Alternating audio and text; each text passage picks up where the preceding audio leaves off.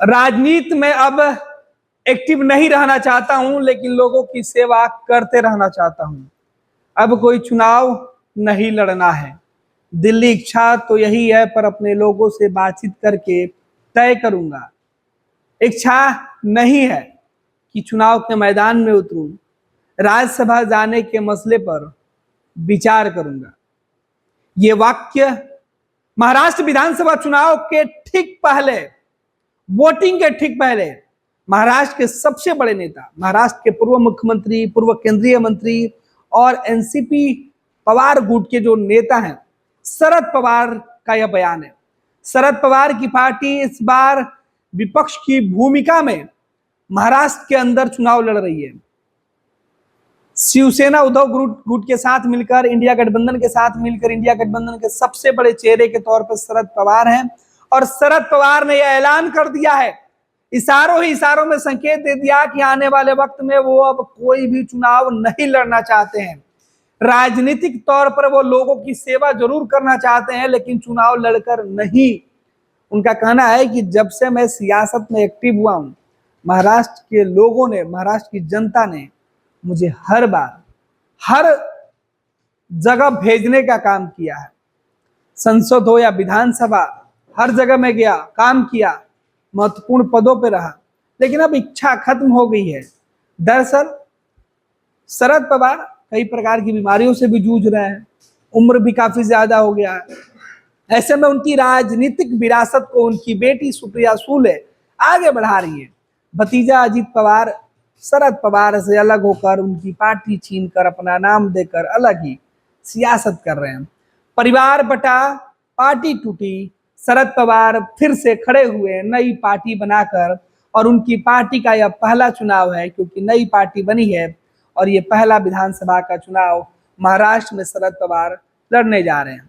लेकिन जिस तरीके से उन्होंने इस पहले चुनाव में ही आखिरी संदेश दे दिया है कि वो आगे कोई भी चुनाव नहीं लड़ेंगे, महाराष्ट्र में शरद पवार के जो कार्यकर्ता हैं उनके बीच ये खबर सुनकर मायूसी दिखाई दे रही है। हालांकि महाराष्ट्र के अंदर से जो खबर है वो निकल के सामने आ रही। महाराष्ट्र विधानसभा की डुगडुगी बज चुकी है। पहली वोटिंग 13 नवंबर को होने जा रही है। सरकार बनने से पहले महाराष्ट्र के अंदर शरद पवार का यह बयान कई मायने में काफी अहम माना जा रहा है। शरद पवार 90 के दशक के वो मजे हुए राजनीतिज्ञ हैं, जिन्होंने महाराष्ट्र से लेकर केंद्र की सियासत में अपना दमखम दिखाया था। महाराष्ट्र के अंदर मुख्यमंत्री रहे, केंद्र में कई प्रमुख पदों पर मंत्री रहे, केंद्रीय मंत्री होते उन्होंने कई अहम फैसले भी लिए थे, जिसकी चर्चा होती है। शरद पवार महाराष्ट्र के एनसीपी के सबसे बड़े नेता थे, लेकिन बाद में एनसीपी टूटी तो उन्होंने एनसीपी पवार गुट करके, शरद गुट करके नई शरद चंद करके नई जो पार्टी बनाई है, उसके फिलहाल वो सर्वे सर्वा है। लेकिन अब वह पार्टी जो गठबंधन करके चुनाव लड़ने जा रही है, दो टूटी हुई पार्टियों का, दो बटी हुई पार्टियों का अलग अलग नेतृत्व करके, एक तरफ उद्धव ठाकरे, दूसरी तरफ शरद पवार नए सिरे से अपनी पार्टी और अपनी जो महाराष्ट्र के अंदर राजनीति है उसे सींचने के लिए आगे बढ़ रहे हैं। ऐसे में जहां उद्धव ठाकरे के पास नया अनुभव होगा पार्टी चलाने का, तो दूसरे तरफ शरद पवार के पास फिर से पुराने अनुभव के सहारे वो नई पार्टी खड़ा करना चाहते हैं। लेकिन अपनी पार्टी की शुरुआत के बीच में जिस तरीके से उन्होंने संकेत दिए है, उस संकेत की चर्चा होने लगी है कि क्या शरद पवार अब आगे चुनाव नहीं लड़ेंगे तो क्या राज्यसभा जाएंगे। इस सवाल का जवाब उन्होंने कहा कि विचार करूंगा कि आगे क्या करना है। फिलहाल उन्होंने तय कर लिया है कि जनता ने मुझे हर बार चुना है, अपना सहयोग मुझे दिया है, अब वो कह रहे हैं कि अब मैं रुकना चाहता हूं, इस उम्र के पड़ाव पर मैं चुनाव नहीं लड़ना चाहता, चुनावी मूड में नहीं जाकर आराम करना चाहता हूं। फिलहाल उन्होंने ये भी कहा कि मैं लोगों की सेवा तो करता रहूंगा, लेकिन किसी पद पर रहकर नहीं करूंगा। तो ये महाराष्ट्र से बड़ी खबर निकल के सामने आ रहा है, जहां महाराष्ट्र के सियासत में इस वक्त सत्ता और विपक्ष आमने सामने एक दूसरे को हराने और जिताने में जुटा है। ज्यादा से ज्यादा सीटों पर जीत हासिल करने के लिए धुआंधार चुनाव प्रचार किया जा रहा है, अपने अपने वोटरों को टटोला जा रहा है। कहा जा रहा है कि अब तक 14 चुनाव लड़ चुके शरद पवार आखिरकार अब 15वां चुनाव नहीं लड़ने का संकेत दे चुके हैं।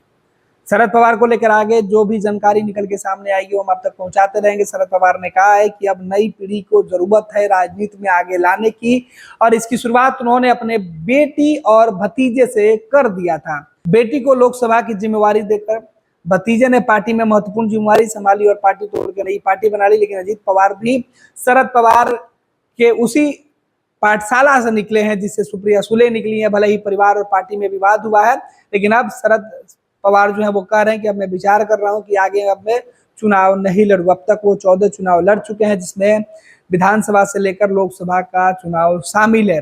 शरद पवार कभी कांग्रेस के, जब कांग्रेस एकजुट थी उस वक्त उसके सबसे जो महाराष्ट्र के अंदर चुनिंदा नेताओं की लिस्ट होती थी उसमें वो शुमार हुआ करते थे। बाद में उन्होंने कांग्रेस पार्टी छोड़ी और नई पार्टी बनाई, अलग खेमे बनाई, और उसके बाद धीरे धीरे एनसीपी कभी कांग्रेस का विरोध की, बीजेपी का विरोध की, कभी बीजेपी के साथ गई और कभी बीजेपी के विरोध, और आज फिर बीजेपी के विरोध में शरद पवार एक नई पार्टी के साथ खड़े हैं। देखना है कि शरद पवार का यह फैसला उनके इस चुनाव पर कितना असर डालता है। जाहिर सी बात है कि शरद पवार ने जिस तरीके के जो बातें कही है, इसका महाराष्ट्र की सियासत में कई तरीके के बयानों का मतलब निकाला जा रहा है। कहा जा रहा है कि शरद पवार के इशारे संकेत का मतलब साफ है कि वो अपने लोगों को एक बार भावनात्मक तरीके से अपील कर पाए।